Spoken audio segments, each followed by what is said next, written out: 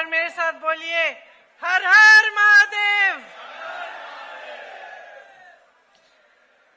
भगवान ओंकारेश्वर जी की कृपा से बाबा महाकाल की नगरी में आने का मेरा सौभाग्य है। यहाँ की धरती को मेरा नमन। आप सबका इस सभा में बहुत बहुत स्वागत।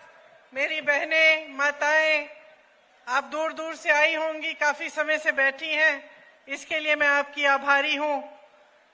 देखिए, सबसे पहले मैं आपके काम की बात करती हूं। कुछ घोषणाएं हैं हमारी पार्टी की, वो पढ़ के सुनाती हूं, उसके बाद अपना भाषण शुरू करूंगी। हमारी जो घोषणाएं हैं उसमें मेरी बहनों, आपके लिए हर महीने 1500 रुपए सीधे आपके खाते में डाले जाएंगे। गेहूं का न्यूनतम समर्थन मूल्य 2600 रुपए होगा। धान का समर्थन मूल्य 2500 रुपए होगा। मेरे किसान भाइयों, जब कमलनाथ जी की सरकार बनी थी, 15 महीनों के लिए वो सरकार रही, उसके बारे में बाद में चर्चा करूंगी, लेकिन उस समय इन्होंने किसानों के कर्ज माफ करने का काम शुरू किया था। उस काम को हम पूरा करेंगे। सरकार बनेगी तो किसानों का कर्ज माफ फिर से होगा। 100 यूनिट बिजली बिल आपको माफ होगी और 200 यूनिट बिजली बिल आधी मतलब हाफ की जाएगी। पुरानी पेंशन मध्य प्रदेश में लागू होगी। गैस का जो सिलेंडर है वो आपको 500 रुपए में दिया जाएगा। 5 हॉर्स पावर की सिंचाई की बिजली आपको मुफ्त मिलेगी। ओबीसी वर्ग के लिए 27% आरक्षण किया जाएगा। प्रदेश में जाति जनगणना कराएंगे। 2 लाख सरकारी पद जो आज खाली पड़े हैं, उनको भरने का जल्दी से जल्दी प्रयास होगा। और प्रतियोगी परीक्षाओं में 100% आपको जो उसका शुल्क होता है, 100% उसमें आपको छूट मिलेगी। आपके परिवारों सहित 25 लाख रुपए तक बीमा मिलेगा और 10 लाख तक दुर्घटना बीमा मिलेगा, ताकि आपका इलाज मुफ्त हो सके इस बीमे से। दलित, आदिवासी, ओबीसी वर्गों के लिए जो खाली पड़े बैकलॉग हैं, जो पद खाली हैं और जिनका बैकलॉग पूरा नहीं किया है इस सरकार ने, उसको पूरा किया जाएगा।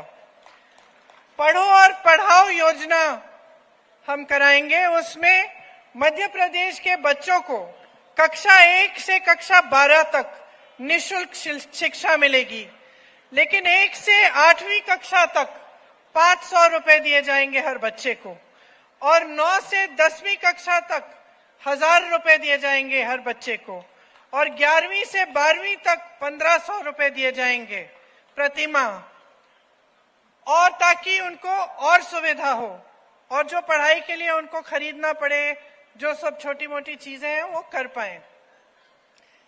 देखिए, आपकी जो ये धरती है, रीना जी बता रही थी कि यहाँ का सबसे सुप्रसिद्ध मंदिर उल्टे हनुमान जी का मंदिर है कि नहीं? बहनें, आप जाती होंगी, जाती हैं? देखिए, रामायण की एक कथा आपको मालूम होगी, जहां अहिरावण ने एक चाल चली और राम जी और लक्ष्मण जी का अपहरण कर लिया। छल से दोनों को पाताल लोक ले गए। हनुमान जी पाताल लोक गए उनको वापस लाने के लिए। उन्होंने अहिरावण का पराजय किया, उन्हें हराया, और राम जी लक्ष्मण जी को अपने कंधों पर रख के वापस ले आए। इस कथा का एक मुख्य संदेश है। क्या संदेश है ये? कि जब अन्याय होता है तो हमें उस अन्याय से लड़ना चाहिए। जब ऐसा राज होता है जिसकी कुनीतियों से नुकसान होता है जनता का, तो हमें उसका प्रतिकार करना है। यही मुख्य संदेश है रामायण का भी और रामायण का इस कथा का भी। तो देखिए, यहां सावेर आकर ये कहना जरूरी है कि 2018 में आपने एक सरकार चुनी। लोकतंत्र है इस देश में। जो सरकार आपने चुनी वो आप ही की बनाई हुई सरकार थी। और जिस तरह से अहिरावण ने भगवान राम और भगवान लक्ष्मण के साथ छल किया, उस तरह से आपके साथ भी छल हुआ। कुछ बहुरूपियों ने छल कपट करके आपकी सरकार का अपहरण किया, आपकी सरकार चोरी की, मतलब चोरी कर ली, आपका लोकतंत्र चोरी कर लिया और उसे भ्रष्टाचार लोक में ले गए। अब उसे वापस कौन लाएगा? अगर आप हनुमान नहीं बनेंगे आज के दिन में, तो यहां से जो छल शुरू हुई, आपकी धरती से जो छल शुरू हुई, जिसकी वजह से आप 3.5 साल और एक ऐसी सरकार को भुगत रहे हैं जिसे आपने चुना ही नहीं, जो खरीद फरोख्त से बनी है, रिश्वतखोरी से बनी। अगर आप इस स्थिति को ठीक नहीं करेंगे तो कौन करेगा?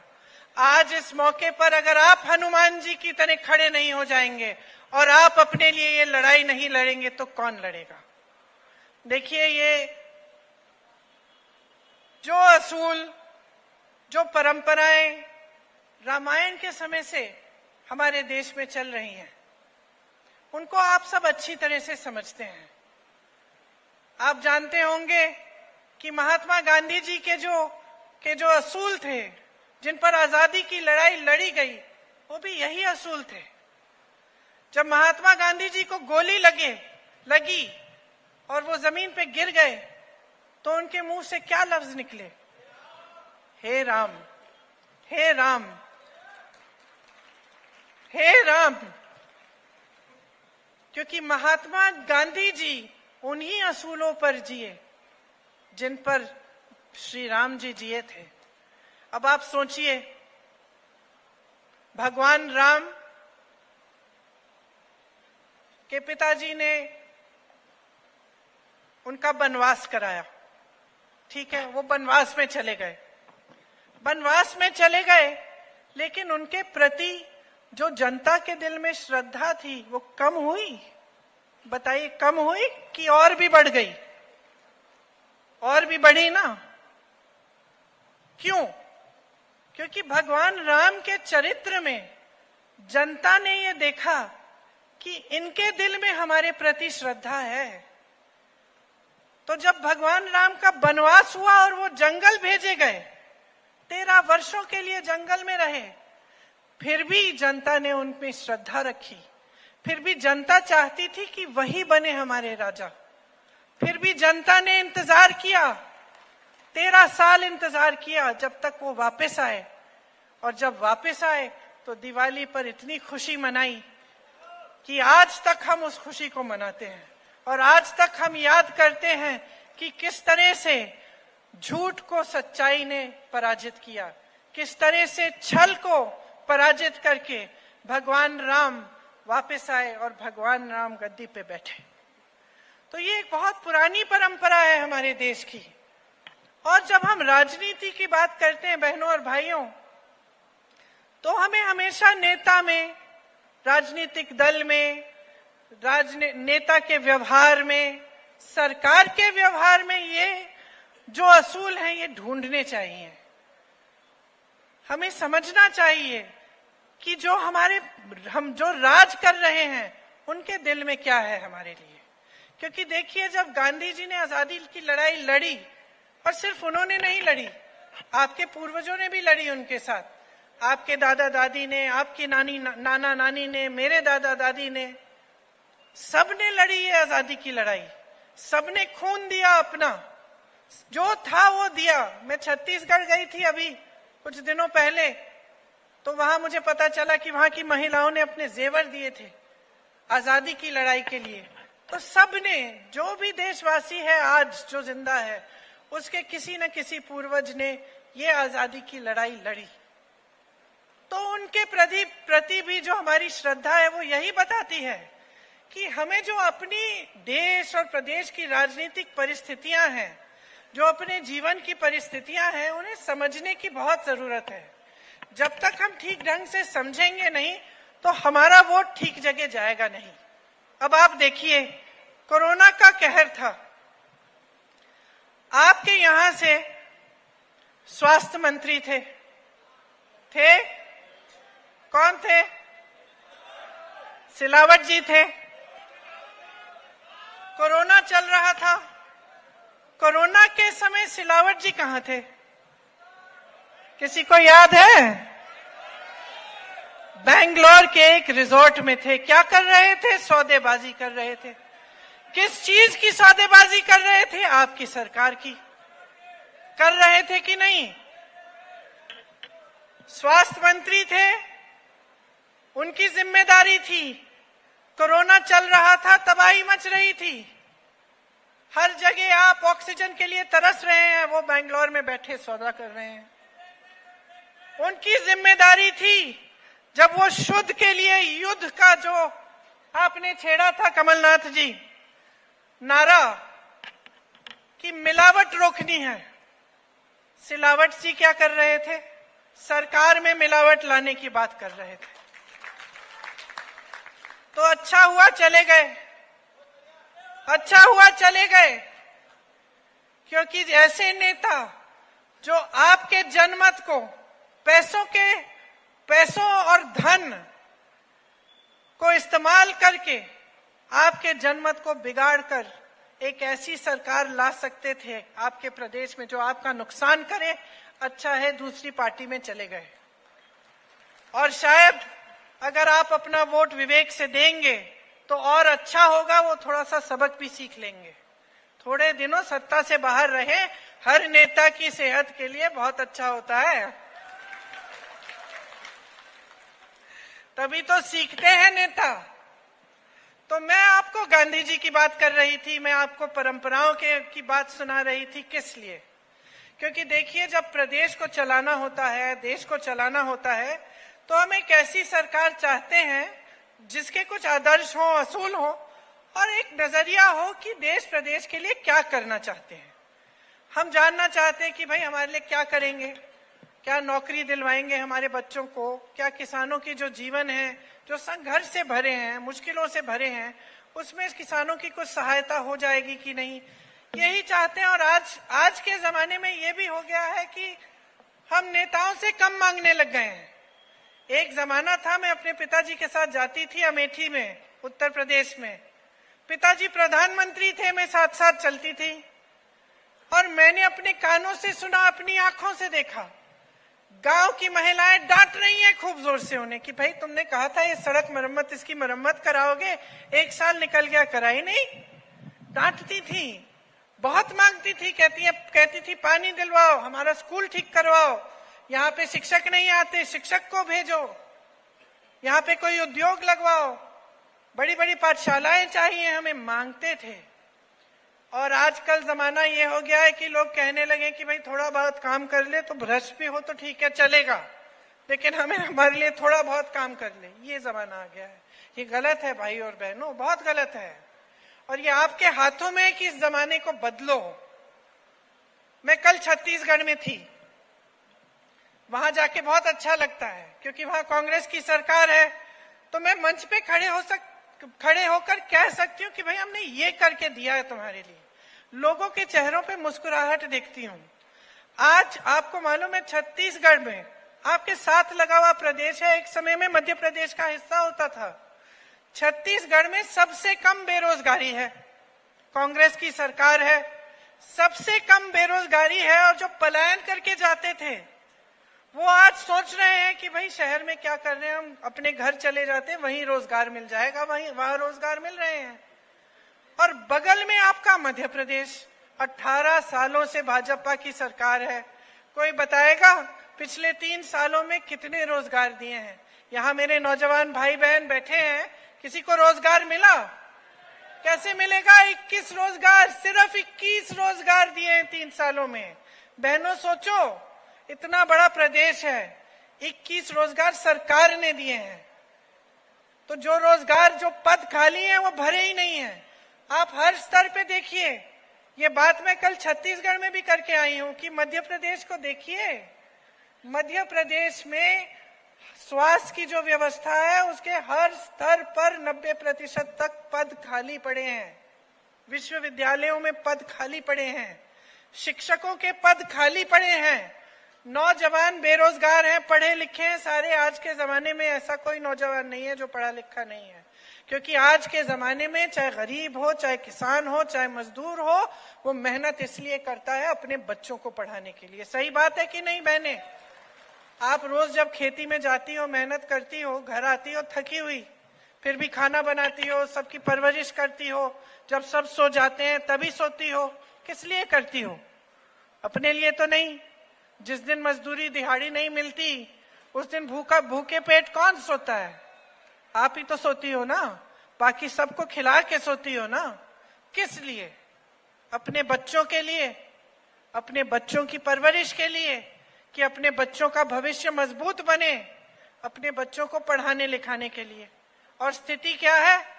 यहाँ आपके प्रदेश में 7,000 से ज्यादा पाठशालाएं बंद हो गई हैं इनके राज्य में। वहां छत्तीसगढ़ में बगल में नई नई पाठशालाएं बन रही हैं। हर जिले में उन्होंने पाठशाला इंग्लिश मीडियम बनाया है।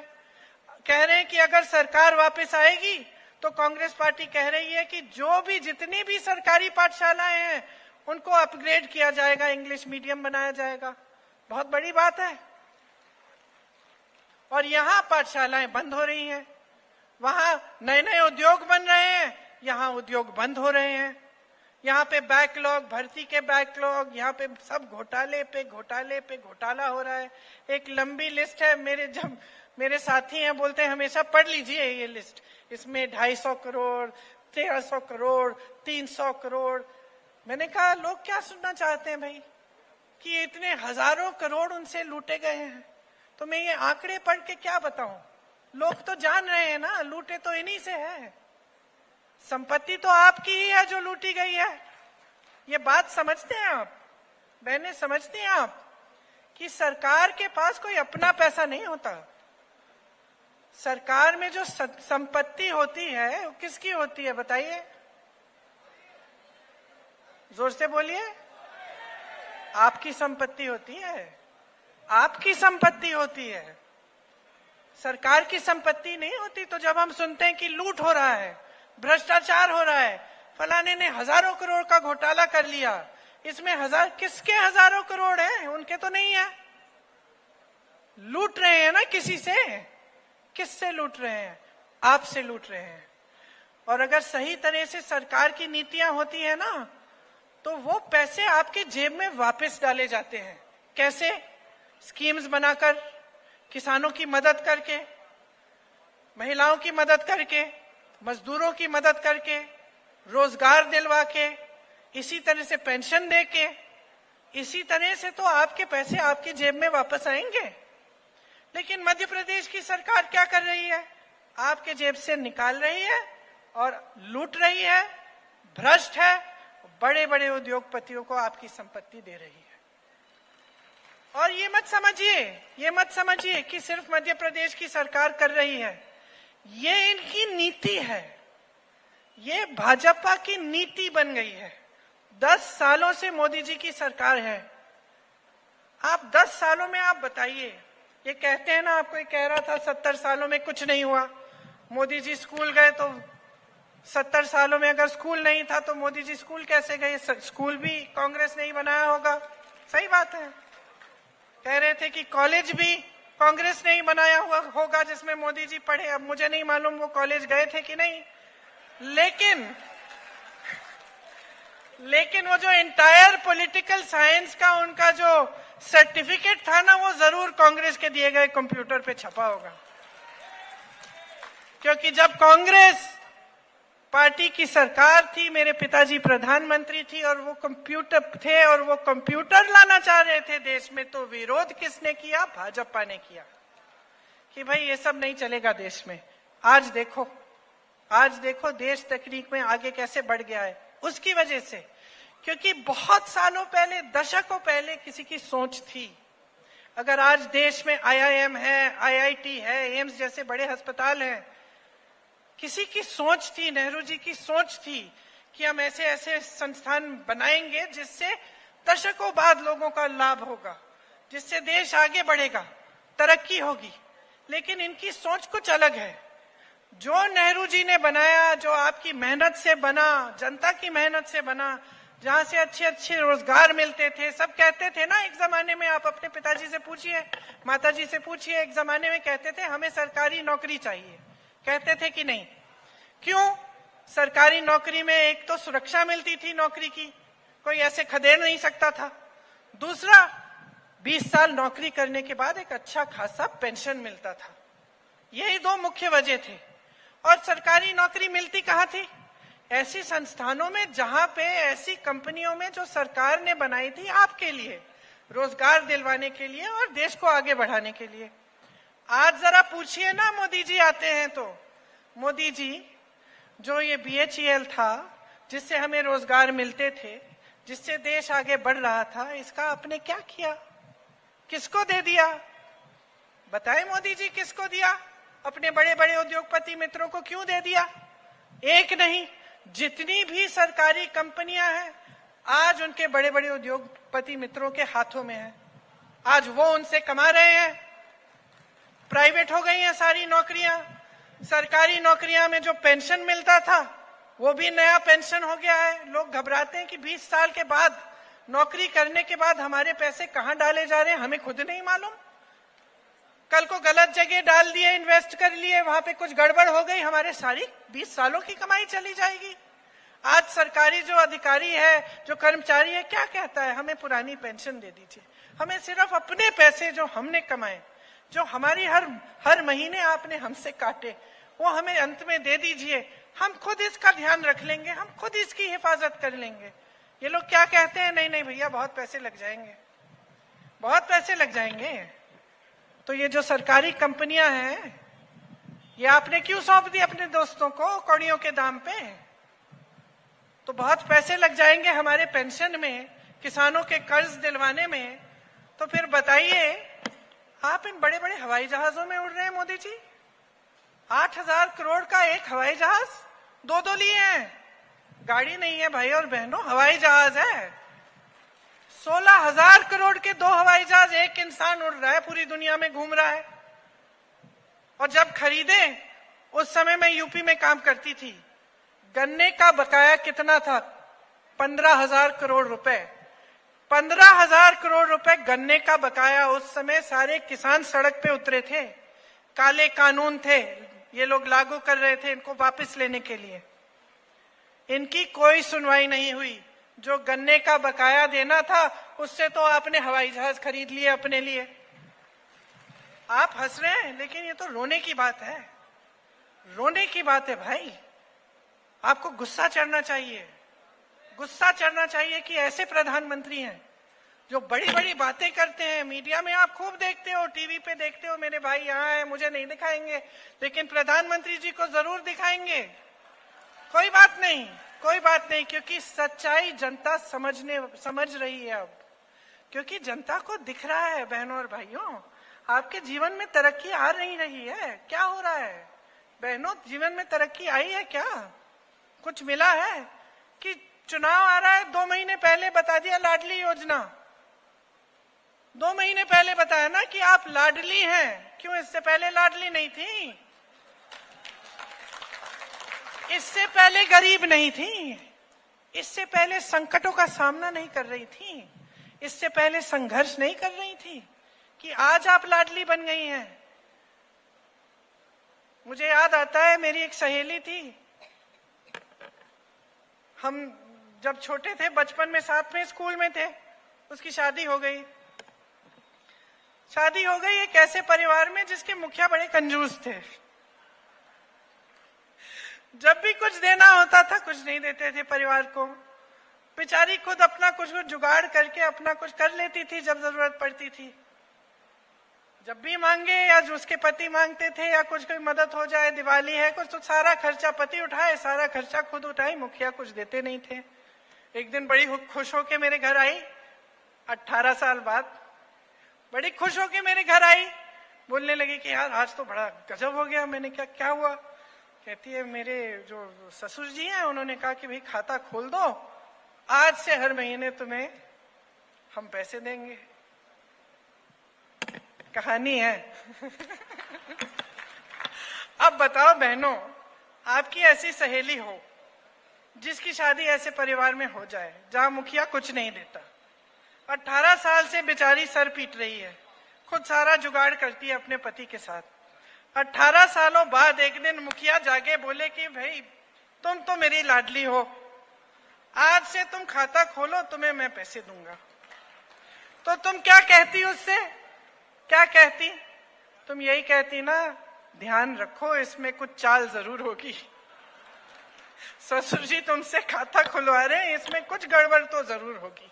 कहती ना, कहती ना कि सावधान रहे मेरी बहन, कुछ गड़बड़ लगती है इस बात में, इतना खुश मत होना। वही कहने आई हूं मैं आपसे। मैंने सुना है बड़ी लाडली योजना चल रही है, चल रही ना, सावधान रहो मेरी बहन। जिसने 18 सालों के लिए आपके लिए कुछ नहीं किया ना, वो मुखिया चुनाव के पहले खाता खुलवा रहा है। कुछ चाहिए आपसे, चुनाव के बाद क्या होगा हमें पता नहीं। ध्यान रखिए इन बातों का। आपको एक ऐसी सरकार चाहिए जो सचमुच आपके लिए काम करे। आप देखिए छत्तीसगढ़ का जो किसान है मुस्कुरा रहा है, खुश है। अरे वन उपज के लिए 67 वन उपजों के लिए उसको न्यूनतम समर्थन मूल्य मिल रहा है। 2400 रुपए आज के दिन में धान के लिए मिल रहा है उसको, जो पूरे देश में कम है। मोदी जी के वाराणसी में 1200 मिल रहा है। मोदी जी छत्तीसगढ़ जाते बोलते मैं भेज रहा हूं, तो हमने पूछा भाई आप यहां भेज रहे हैं तो वाराणसी भी भेज दीजिए, वहां क्यों दे रहे हैं 1200? है कि नहीं? क्योंकि हर अच्छी चीज का श्रेय लेने वाले नेता जो काम खुद करते नहीं है, अपना मान सम्मान बढ़ाने का ही सिर्फ काम करते हैं, अपने बड़े बड़े हवाई जहाज, अपने बड़े बड़े उद्योगपति मित्रों को सक्षम बनाने के लिए काम करते हैं, वो जनता के लिए काम नहीं करते हैं। और जनता जब तक इस बात को पहचानेगी नहीं, गहराई से नहीं समझेगी, तब तक आपकी परिस्थितियां नहीं बदलेंगी। जो 18 सालों से आप भुगत रहे हो, जो संघर्ष आप कर रहे हो, जरा मुझे बताओ भाजपा का कौन सा नेता कर रहा है? कौन सा नेता कर रहा है ऐसा संघर्ष कर रहा है? खेती करता है, जब संकट आते हैं तो आपका हाथ पकड़ता है, आपकी सहायता करता है।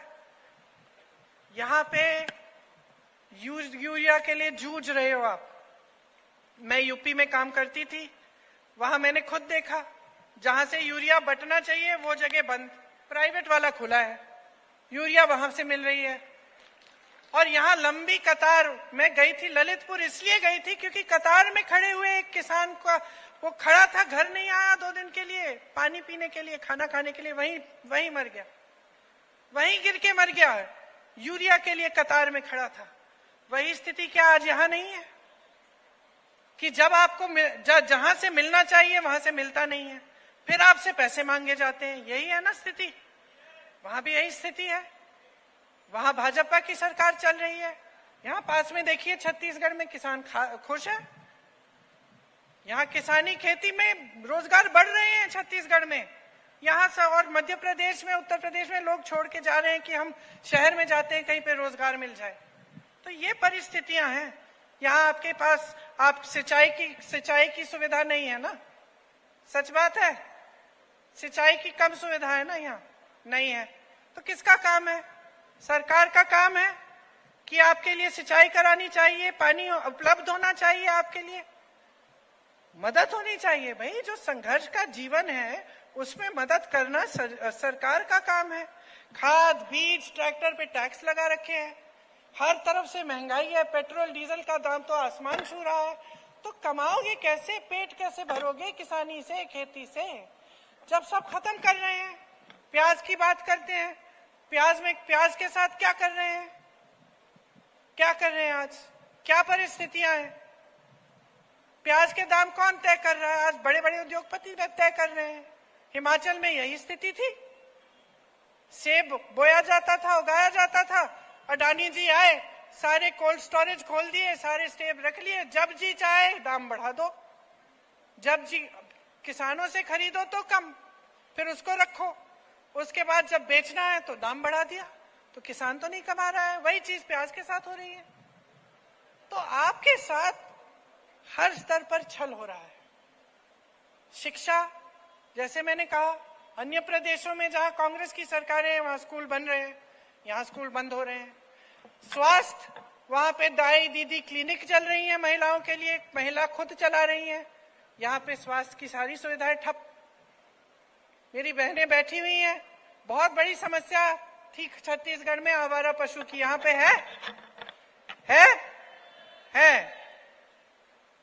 तो खेतों की पहरेदारी करते हो क्या रात को? क्या करते हो?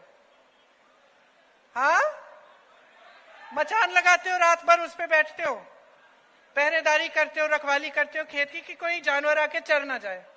यही समस्या छत्तीसगढ़ में थी। सरकार ने क्या कहा? इस समस्या को सुलझाना है, गौठान बनाए। कमलनाथ जी, आपने कहा कि आपने 1000 गौठान बनाए 15 महीनों में। छत्तीसगढ़ में 10,000 गौठान बनाने हैं।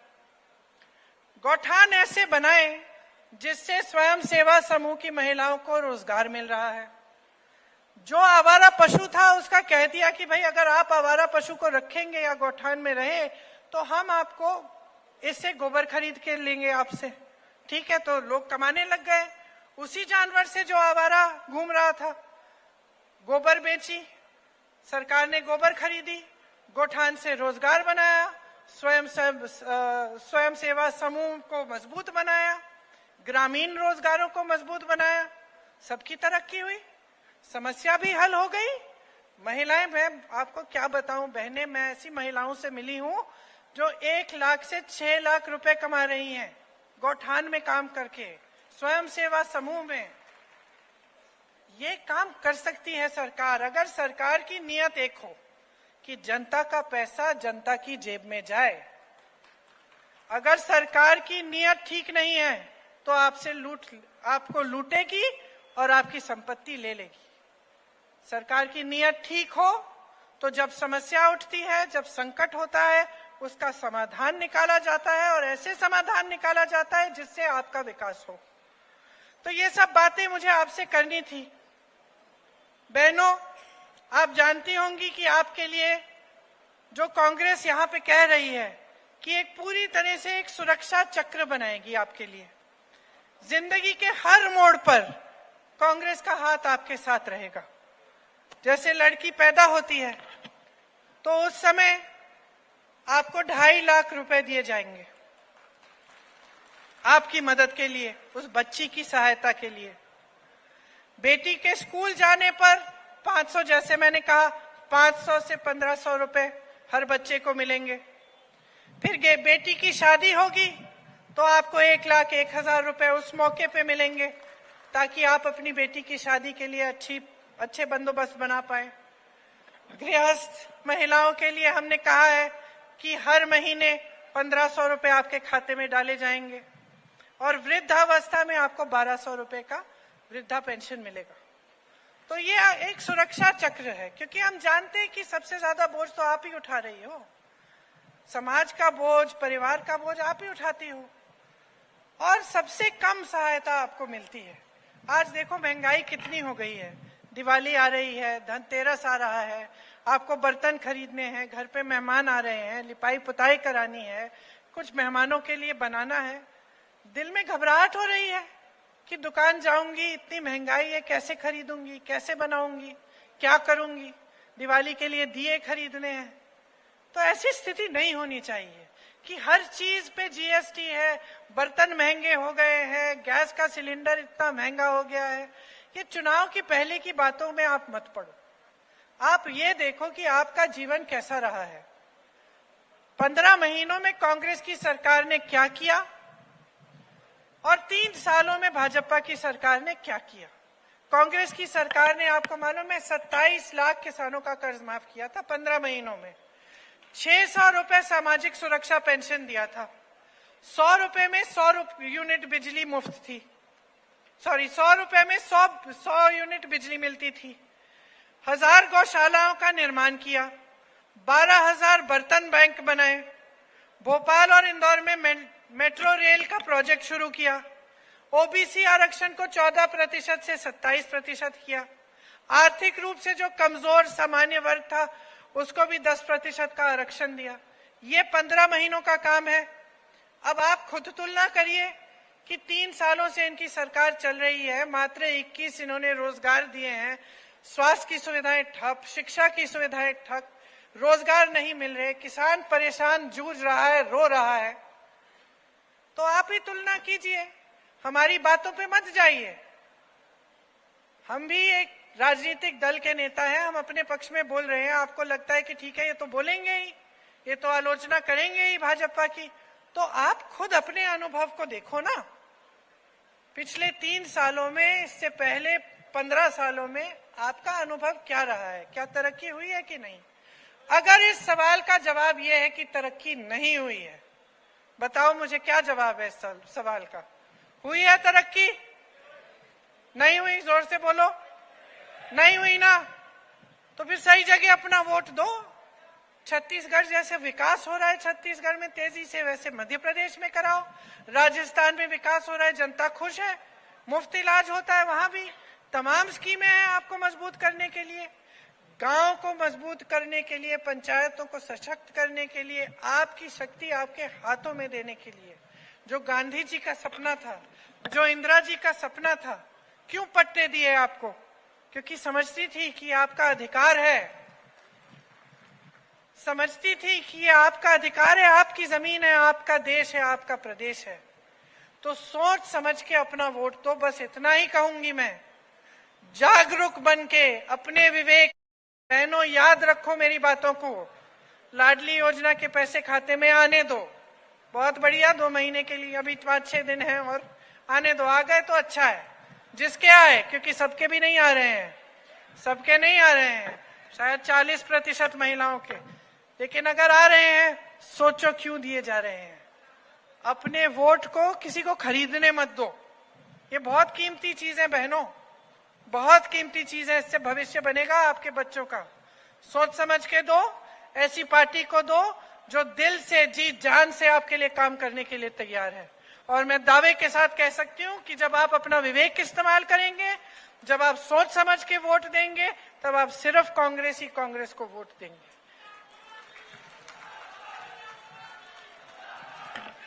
तो रीना जी अब आइए यहाँ।